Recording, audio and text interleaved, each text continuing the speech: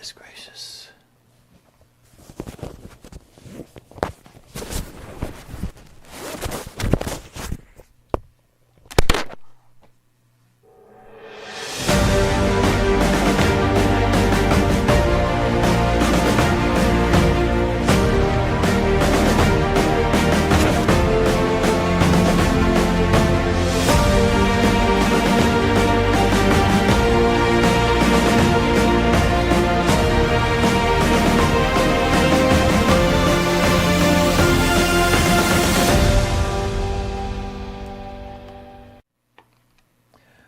Welcome, everybody, to another edition of E.W. Jackson for America. I'll tell you, folks, I'm trying to do a lot here.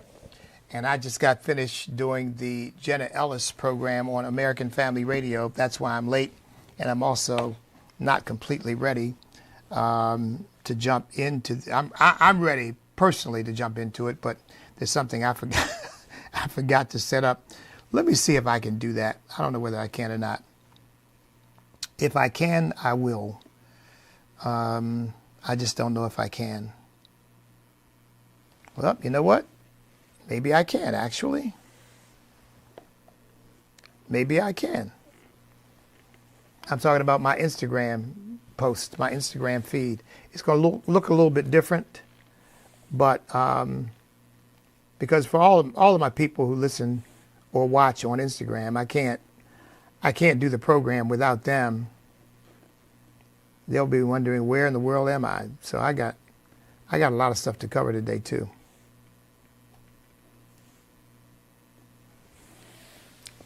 Okay. There you go. All right, folks. I've got my Instagram crowd in tow now. Hey, everybody, I know you got a little bit different angle. That's because I'm doing this on my iPad rather than on my phone, which allows me to catch studio stuff in the background. I don't have that available. I can't do that on my iPad. But at least you're with me, because I didn't want to leave you all out. Because to tell you the truth, I forgot to get my telephone set up so that I could immediately transition right from Jenna Ellis's program right to my own podcast. So, and then I realized, and I thought, well, let me go grab my phone, but I didn't see my phone anywhere nearby. And I thought, I don't want the camera to come up and you all find sort of an empty backdrop. Where's EW? Where in the world did he go? So at any rate, I'm here, and wow, boy, that puts me at a disadvantage, because I usually use my iPad for the work stuff that I have to cover with you, but it's like a steel trap. Okay. First of all, let me just say, for those of you watching me right now, if you're in the Virginia area, we're hosting our Martin Luther King Leadership Breakfast on Monday at 10 a.m. at the Chesapeake Marriott. Tickets are still available.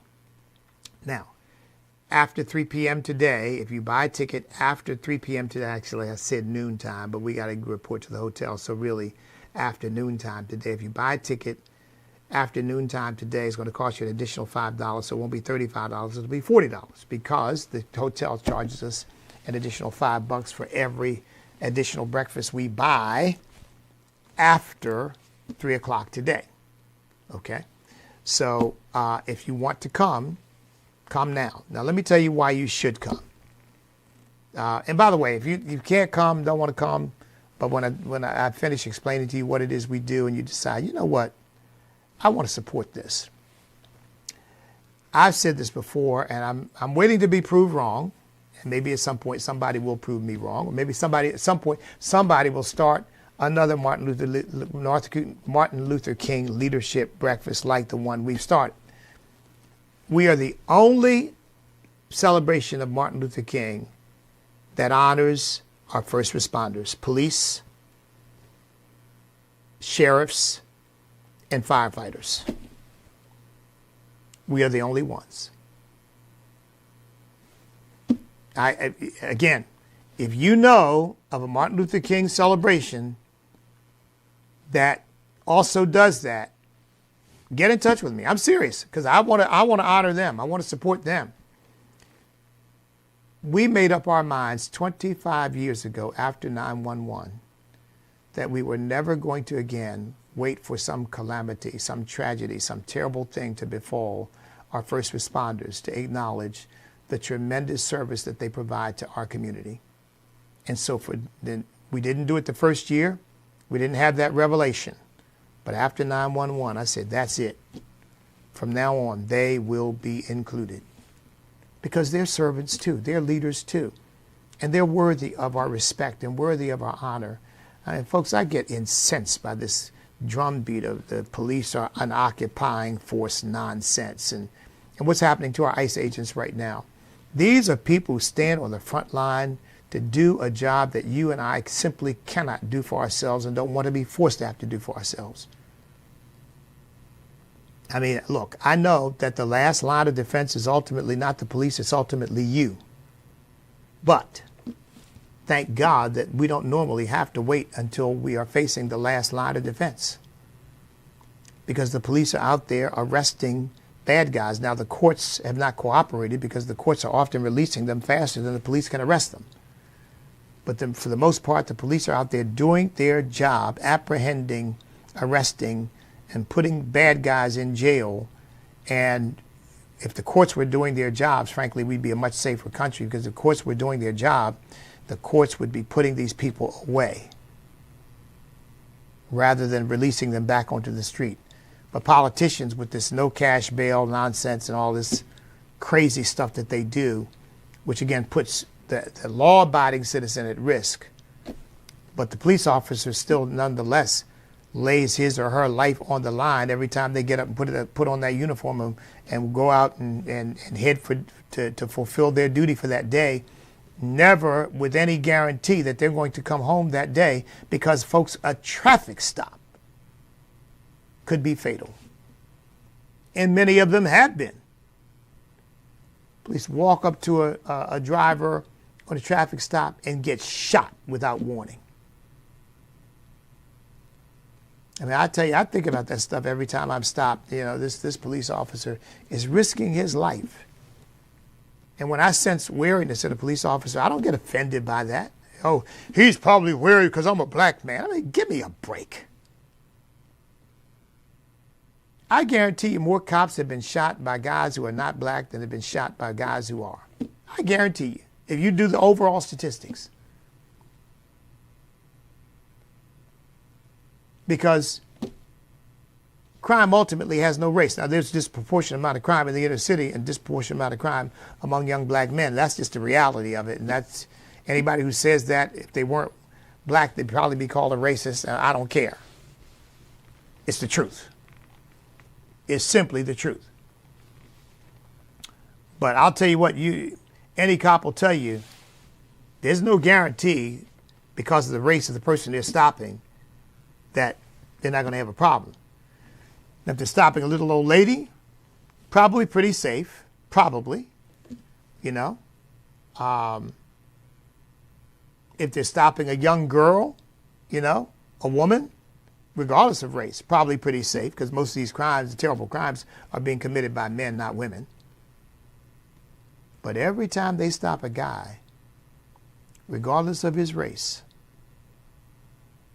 I don't know whether the police stopped me, they would consider me stopping me as, well, he's an old man now, but you know, they're old men who are still criminals. I don't know. But we respect and honor these people who are putting their lives on the line for us every single day. And I will not be a part of that naysaying crowd. You know, these idiots. I heard this one politician, I forget which one it was in the black cars. I get up every morning wondering whether I'm going to be stopped while driving black. And I said, well, you know, you don't need social justice. You need psychological therapy. Because you're sick. Your mind is sick. You're living in a paranoid, delusional world. I've never gotten up a day in my life, and I drive my car, maybe not every day, most days.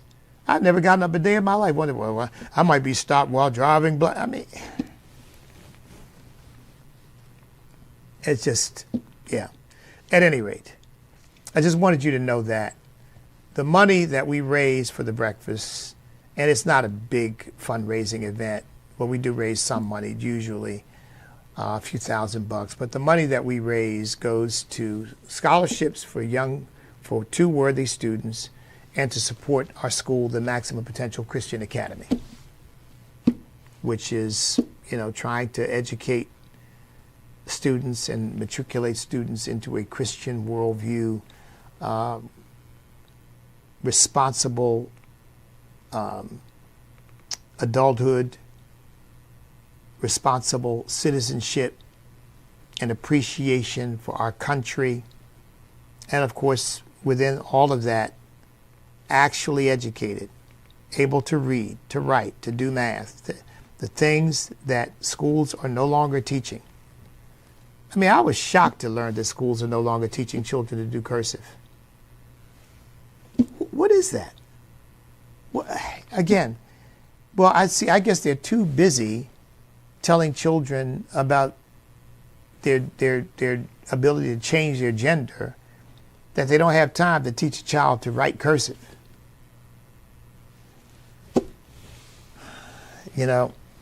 Folks, one thing ought to be clear to us, that the battle ain't nearly over. I mean, it's not over. Donald Trump is a wonderful respite from some of this, to have a president who is operating in accord with our Judeo-Christian values and vision for our nation is a wonderful and refreshing change. And I hope it's one that will continue. But it ought to be clear to everybody, given what's happening in Minneapolis and so forth, that it's not over. It's not over. Now, I hope Donald Trump's presidency does prove to be the watershed moment in which the country begins to turn back toward those Judeo-Christian values as the predominant values of our nation. That is my hope. That is my prayer. But anybody who thinks, well, we can back off now because Donald Trump's got it, you are sadly mistaken. We've got to stay in this thing all the way to what I hope will be the glorious end. And I say the glorious end, I mean the glorious end of all this leftist, Marxist, anti-Christian, anti-American, anti-Jewish insanity that has gripped the country. The glorious end of that, in which we become a nation in which we realize, well, you know what, that was a moment of insanity on the part of some people, but those people have now been discredited and marginalized, and we now know who we are as a nation, and we don't pay attention to these nutcases anymore. That is my hope. That is my prayer. Well, anyway, if you want to support the Martin Luther King Leadership Breakfast, go to thecalled.org. That's just like it sounds. TheCalled, thecalled.org. The Martin Luther King flyer will come up. You click on that, and that will take you to tickets and sponsorships and so on and so forth, where you'll be able to maybe make a contribution, or buy a ticket for yourself, or or yourself and some others, or buy a table, or whatever you decide you want to do. There's still time to do it. We still have room. Okay? We got a good crowd coming, but there's still seats available. We just have to be able to give the hotel our added count in order to make sure that their breakfast to accommodate those additional people who are coming. So if you'd like to come, go to thecall.org. Let me also mention, obviously, I said, it's not a big fundraiser. It wasn't conceived as a fundraiser, to tell you the truth. This was conceived as a way of bringing the community together, because this has been something that has long been my heart for our country. We recite it when we say the Pledge of Allegiance, one nation under God. And I said, but how many Americans understand what that means, or mean that? See, I believe the one nation under God is the prerequisite to the indivisibility with liberty and justice for all. Because, folks, we can't be indivisible if we don't have a common vision. if we don't have a common set of values to which we all adhere? What's the basis for the country's cohesion? We're seeing that right now. I mean, we are very much a split country, a divided country. To tell you the truth, given the left's ability to indoctrinate people within government schools and then all of these colleges and universities, which in my view are nothing but Marxist concentration camps, without the barbed wire and the limitations on the ability to come and go, but they're really nothing but Marxist concentration camps in which people are basically by cultural pressure and by academic pressure and by peer pressure and by professorial pressure induced to believe and to think all of these weird, whacked out ideas if you want to fit in, if you want to be accepted. You know, you must believe that let me give you an example. I'll tell it this way. I saw a program about a woman who was being stalked on the internet by a man who she had broken up with. And about 3/4 of the way, it was really talking about internet abuse, and that's what I thought the program was about. But by about 3/4 of the way, the woman said, after being stalked by this man, the woman said, you know, I got to thinking, well, you know, maybe it's really not men I should be with. Maybe it's women. I kid you not. Maybe it's women. And so, you know, I decided I'm going to go to a gay bar and I'm going to explore. She said, because, you know, she said, you don't even think about this until you open your mind to new possibilities.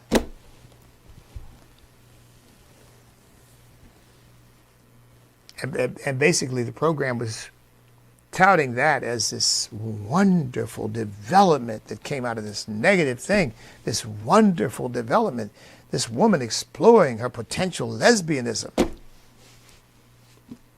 And see, that is just filthy, it's nasty, it's degrading, it's perverse, it's ugly, it's sick.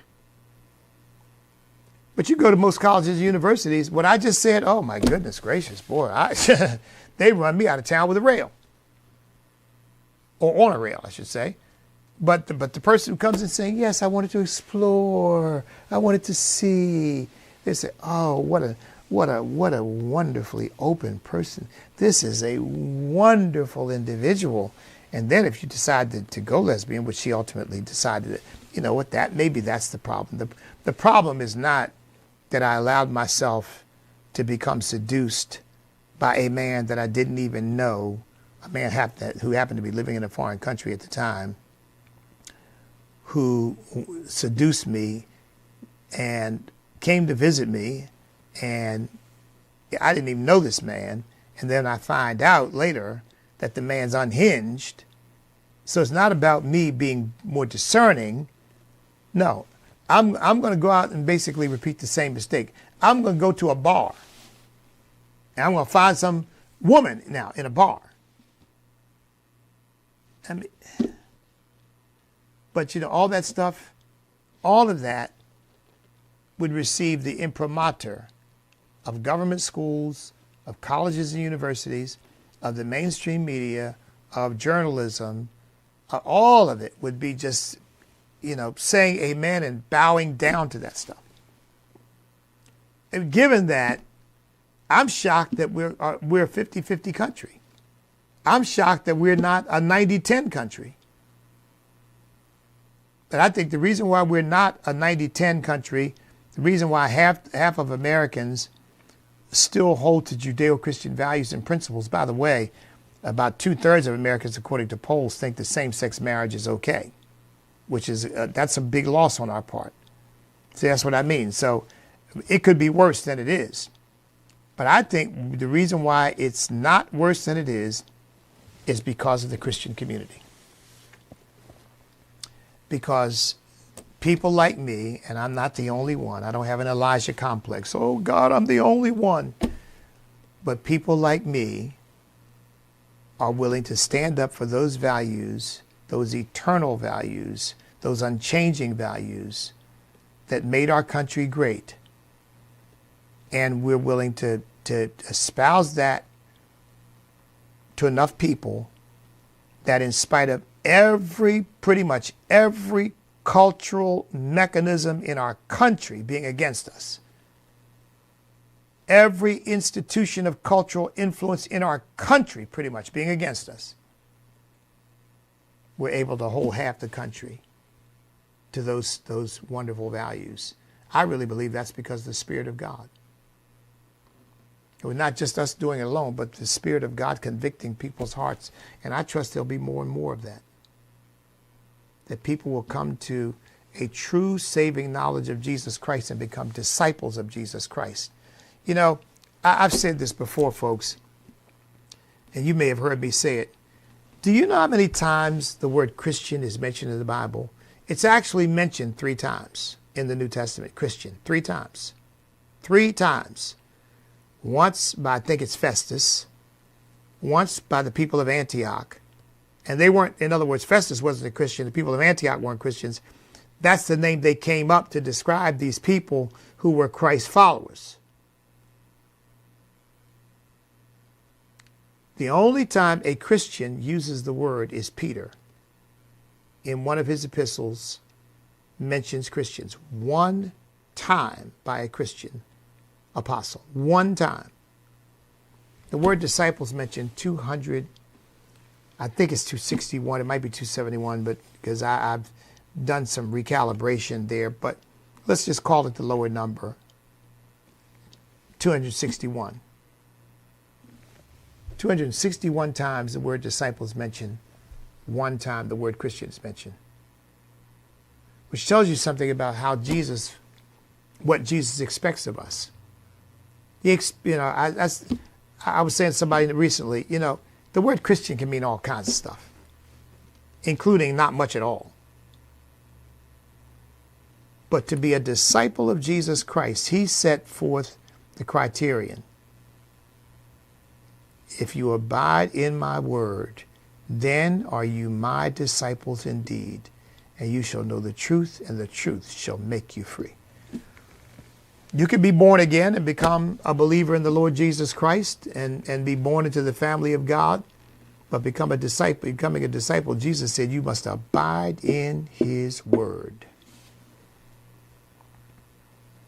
I don't think we have enough disciples of Jesus Christ, but thank God for those we do have who are holding up the bloodstained banner. The old song says we are soldiers in the army. We have to fight. Although we have to die, we have to hold up the bloodstained banner. We have to hold it up until we die. Now, by the way, I'm going to be at my church this coming Sunday. I'm preaching a series of messages. It's going to be a short series, probably 3 parts at most, maybe 4, but probably more 3. And I've preached the first message, but the message is entitled Giving Your All. Giving Your All. And it's based on the widow who gave the 2 mites. If you haven't heard that sermon, go back into my Facebook page or go on my YouTube page, because I'll tell you, I guarantee you'll have an entirely different picture of that event than anything you've ever seen before. And I'm not talking about me making up dumb stuff. I'm talking about pointing out see, this is what I always say. The scripture is the best commentary on itself. If you just point out what it says and meditate on that, amplify that, man, I tell you, the revelation will just pour out. It'll just pour out. And there's a lot of revelation in that. So I'm going to be preaching the second message on giving your all. So come on over and be a part of that. And then, of course, I will be speaking at the Martin Luther King Leadership Breakfast. I won't be the keynote speaker. Pastor Cecil Bly from Louisville, Kentucky is coming in to give the keynote message. But I always speak at these breakfasts and always have a final word of exhortation for the people. So come on out and be a part of it. Now, we don't live stream these breakfasts, okay, because there's a lot of time spent eating and talking and kibitzing and you know, I mean, that doesn't make for very good television. So you won't see this online. But if you're there, I guarantee you, you won't regret it. The reason why it's become so successful is we have a lot of repeats. We have a lot of people come back every single year. So I wanted to get that out. All right, now let's talk a little bit about what is happening in Minneapolis. Folks, there are a lot of people who will say that the real issue that we face right now, the left versus the right, is hatred of Donald Trump. I beg to differ. I do not think that's the real issue. I really don't. I think that's a side issue.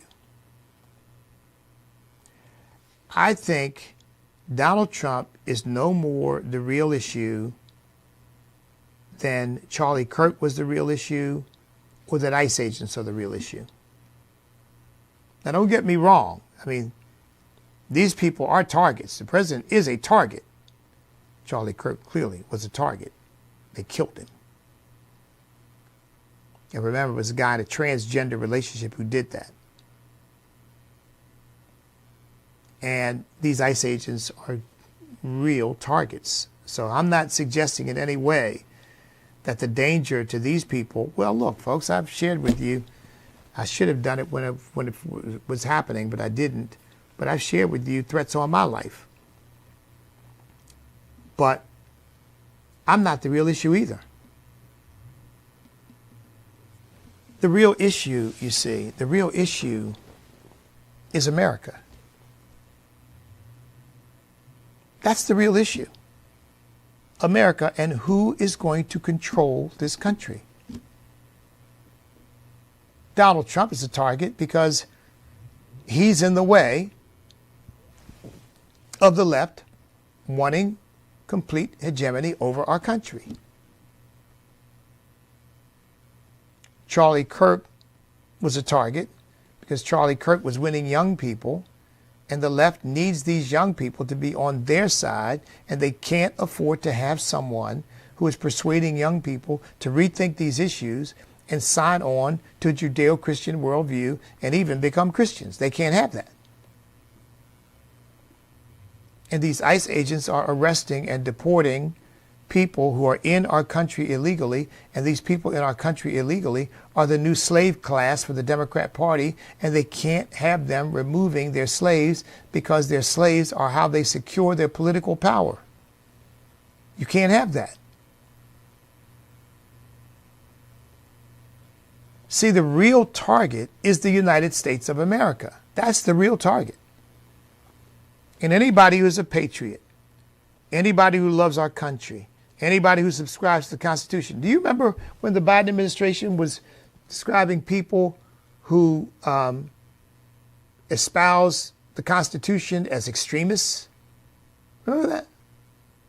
Yeah, if you talk about the Constitution, you're. You see, because they don't care about the Constitution. The Constitution's in their way.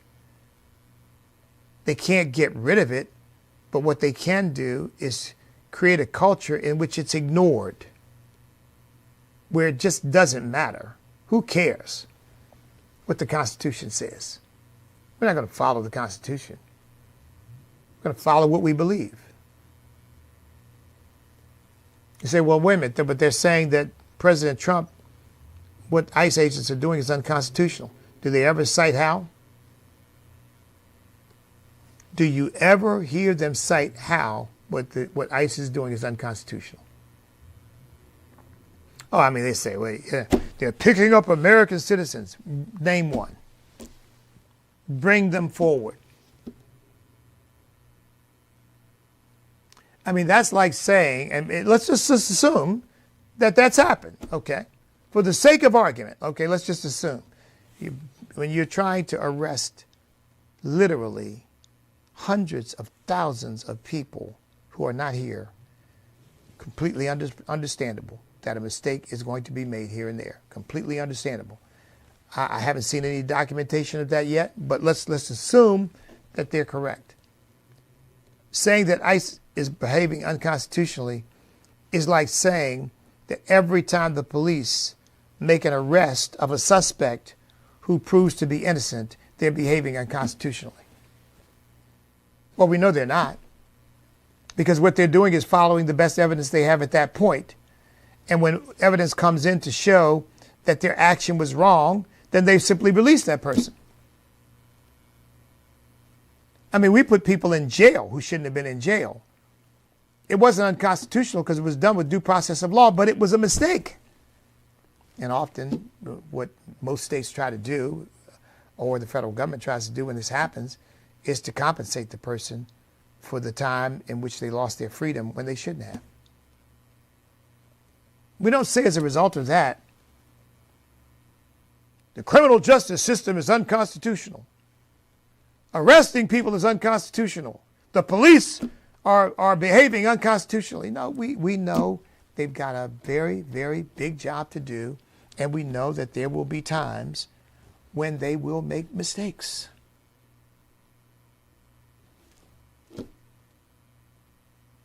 They're not out to do that. But folks, this is a human enterprise. And there's no such thing as any human enterprise that does not include error.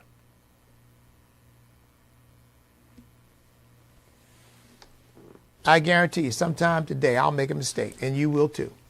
I hope it's a small one. But it's the nature of being human. I believe that a resurrection is coming in which we will no longer make mistakes, in which perfection will be absolute, complete, and total. There will be no more misunderstandings. There will be no more offenses. There will be no more sin. There will be no more death. There will be no more pain. There will be no more sickness, no more disease, no more anguish. No need for hospitals, no need for police officers, no need for guns, no need for anything that tries to correct the human condition, because the human condition will be perfect. But we are not there now. It's not about ICE agents behaving unconstitutionally or unlawfully. It's about getting in the way of the left's plan for how they take over the country. And again, these illegal aliens are their new slave class. People who will do pretty much whatever they want them to do because they will owe them for their freedom and owe them for their livelihood. Owe them for their ability to remain in America. They have bought them with law-breaking and governmental largesse to create absolute fealty, dependence, and obedience. I said not only to get them to vote the right way, but to get them to riot when they want them to. Oh, yeah. This is about having a group of people who are at your beck and call to secure your power. Donald Trump's getting in the way of that. ICE is getting in the way of that. And any conservative or Republican leader who is effective is getting in the way of it. Charlie Kirk was getting in the way of that. Any effective conservative leader who is getting in the way of that is a potential target for smearing, slandering, harassment, and ultimately assassination. Now that's what we're dealing with. Now, when Tim Walz comes out and tells people in Minnesota to resist ICE, you see, folks, as I've said, the character of the Democrat Party has not changed. It's still the party of lawlessness. I mean, who do you think you are as a governor to be telling people to resist lawful federal officers doing their duty. And if they're not doing their duty, prosecute them. Bring forth the evidence to show that what they're doing is not lawful. But you don't hear that, do you? All you hear is Gestapo, Nazis, secret police, he even used the word atrocities.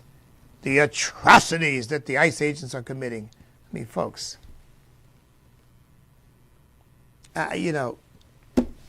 some of this stuff is just, it's just beyond the pale. Atrocities? Well, you call them Nazis, and the Nazis did commit atrocities. So what atrocities are these ICE agents committing? I mean, to think he's trying to conjure up the notion of rounding people up and killing them. Because when you hear atrocities, that's what you think of. You think of mass torture, mass incarceration, mass murder. And these ICE agents are doing nothing other than fulfilling their responsibility under the law. And I've cited the statutes, Title 8, sections, beginning at section 1227, if I'm not mistaken, and following, which tells you that not only are ICE agents allowed to apprehend, arrest, detain, and deport illegal aliens, they are mandated to do so. Mandated to do so. That means they are required to do so. But yet we're told what they're doing is unconstitutional. What they're doing is against the law. How? Here's what they really mean. What they're doing is against what we want and need for our pursuit of power, and therefore we're going to call it unlawful, and we're going to call it unconstitutional, and we don't care what the facts are, we don't care what the truth is. What we want is for people to rally behind what we are saying, not what the law actually says. And folks, this is the code for democracy. This is what they mean by democracy. What they mean, the reason why they say our democracy, what they mean is a nation built on their whim. If they can cobble together half of the people plus one, they can pretty much do whatever they want to do. They can make the law whatever they says it is. They can make the Constitution say whatever they want it to say. And they can pretty much do whatever they want to do. That's really what they're getting at. But we're not a democracy, we're a constitutional republic, but they don't like the restrictions that are implicit in a constitutional republic, which says not even the majority can do certain things because certain things are protected by our inherent humanity and the rights and the liberties given to us as such by Almighty God. The government didn't give it, and the government can't take it away. That's what they're against. They hate that notion. I mean, Barack Obama said so. You remember when he was doing one of his early interviews? I think he had been elected at that point, when he said, well, the Constitution is flawed in that it didn't give government enough positive rights. And the Constitution is flawed because it didn't deal with I think he used the phrase distributive justice. Meaning that we want a constitution that allows us to distribute goods and services as we see fit, based upon principles of quote unquote equity. See, that's what they mean by democracy. See, a constitutional republic, you can't take what is mine because I earned it. It's mine. It belongs to me. Except by due process, which means I've committed a crime in obtaining it, or there's some obligation I've not met that pertains to it, and therefore you have a right to come in through due process and take some of what I have earned or what I own. But what they want is to be able to say, we don't care whether you earned it, we don't care whether you own it. What we care is somebody else needs it, and we want to come in and take it for that reason. Like this 5% billionaire tax they just passed in California. I think it's 5%. You're a billionaire, we're going to take 5% of your assets. We don't. On what basis? We think you shouldn't have it. We think somebody else should. It's only 5%. Well, but it's my 5%. What right do you have to take it? Well, in their view, what right do you have to keep it? See the difference? Because if we, the majority, say we want it and we need it for purposes of social justice, you don't have any right to keep it. Why? So says the majority. Folks, as we prepare to celebrate the 250th anniversary of our nation's history, of our nation's independence, we are facing a true existential threat to the future of our country, and it is not Donald Trump. The true potential tyrants, totalitarianists, and they demonstrated this during COVID. They demonstrated, they told us, they showed us during COVID, are these leftists and these democrats who really believe that the best future for our country is to make sure that it is completely and totally and forever in their hands. And that's why they hate Donald Trump. That's why they hate ICE agents. That's why they hate you. That's why they hate me. That's why they hated Charlie Kirk. Because anybody who gets in their way is an enemy that must be dispensed with. And that means, and that's by any means necessary. I believe that. Because you don't hear them denouncing violence. I mean, they try to get cutesy about it, but you hear them saying, absolutely not. Never, ever, ever, ever. I would rather lose than to see myself win by others picking up guns, knives, stones, rocks, bottles, and trying to hurt other human beings. You don't hear them say that. You've heard me say it many times. Many times. When I've talked about the battle we are in, you've heard me say many times, I'm not talking about violence. I don't believe in it. I'm talking about persuasion. I'm talking about organization. I'm talking about reaching people by the power of God, the Spirit of God, the weapons of our warfare, not carnal, but mighty through God to the pulling down of strongholds. I've said that over and over and over and over and over again. And what do I get in return? People calling my office telling me they want to shoot me. I've never done that to anyone. Never encouraged anybody to do that. Never even allowed the thought to enter anybody's mind. And if I thought I said something that somebody might take that way, I immediately make clear. Now, wait, let me be clear what I'm saying. Do you ever hear them do that? Never. Because the little secret code is, we don't care what it takes. They're not concerned about this rioting against ICE agents in Minneapolis. They love it. They can't say that publicly because they have aspirations and they think they don't want to turn more Americans against them, so they won't say it publicly, but that's the way they really think. They don't look at that stuff with abhorrence. And this woman, Nicole Good, who lost her life, they're glad because they think it promotes even further violence and promotes this notion they have of an ICE agent or of ICE agents being a danger and a threat to the citizens of Minnesota.